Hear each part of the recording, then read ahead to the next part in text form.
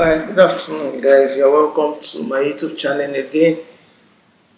Over the past few weeks, I've been trying to help us to get an understanding of the strategy in trading the forex market.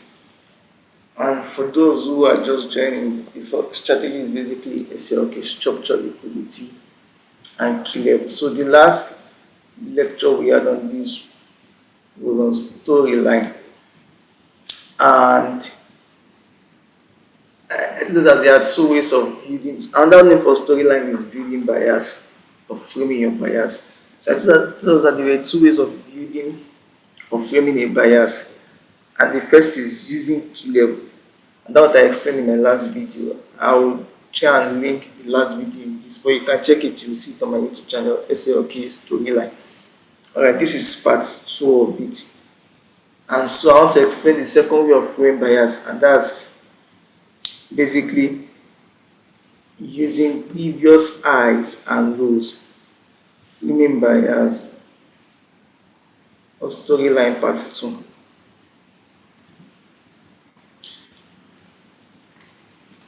Storyline part 2. And now what we use for this is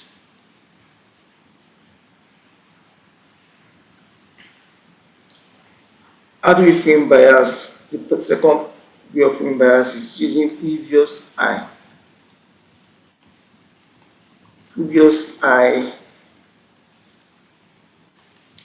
and low.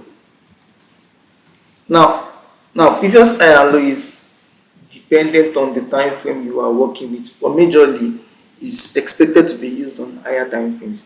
Higher time frames such as daily, weekly, and monthly. Those are the higher time frames. Those are the time frames that you're expected to use this. You can also use it on 4 hours. It depends on the way you're looking at the chart at that time. So previous daily high and low. Now this is what it means. Now when it comes to framing bias with this, majorly two candles play this role, and then the third candle goes to verify it. Now, well, I've not taught you guys on liquidity, and I don't know when I'm going to teach it, but it's actually necessary you understand liquidity. Now, this is how it plays. Now, this first candle forms like this. I'm sure you know that every candle always have a wick below and above and below.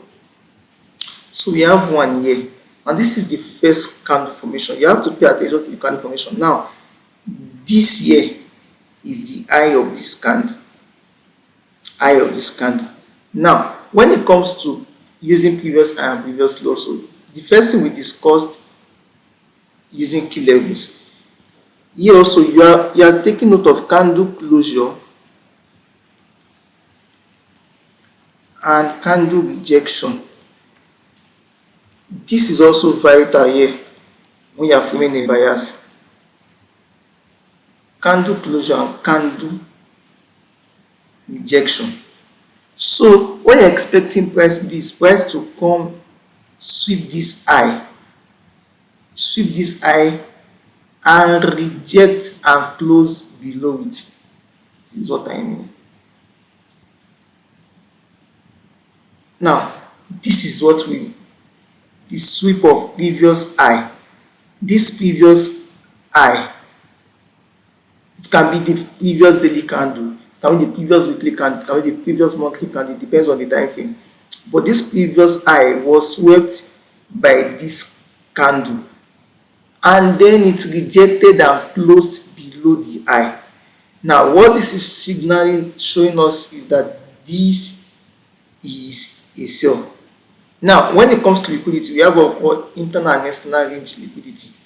That means when price takes out external range, the assignment of price is to come take out the internal range liquidity. And so this is the logic. So every time price sweeps this particular high, the previous high, they're expecting price to keep dropping to take out the previous low. Are you getting me?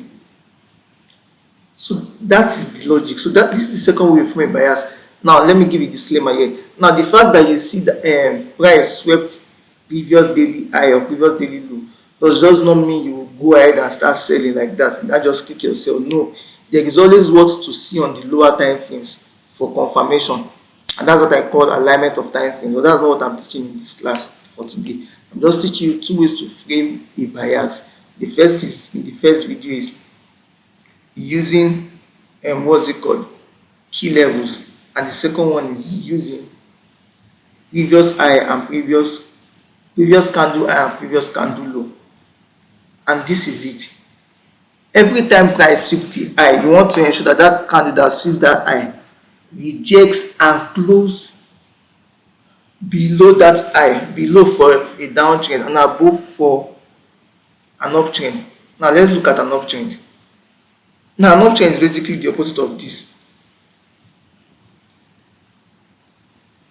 This has a low. If it is an uptrend, the low will be swept. Let me just take out this line so to not get you guys confused. We have a high here. So now this is a liquidity, external internal range liquidity. So what you will be expecting is price to come and sweep this is internal range liquidity. So price sweeps it like this and also closes like this. Closes like this. Now what price is telling you is that the internal range liquidity has been swept. The next liquidity that should go is the external range liquidity. So the next, you'll be now expecting that all of that candle that will form will be channeled towards this direction. Now one thing about this is this low will not be invalidated. Price will not come and sweep it like this. No, price will respect it, because ordinarily there is no liquidity here again. The liquidity that was there has been swept, so price is not expected to come back and sweep this. Now if price comes back and sweep this, then this formation is wrong. You have to basically wait for another formation, or I don't know, wait for confirmation before you can say it is correct. So if it happens like this, the next is for price to keep going up till it sweeps this particular external range liquidity. These are the two ways of framing bias. Now pay attention to what I said.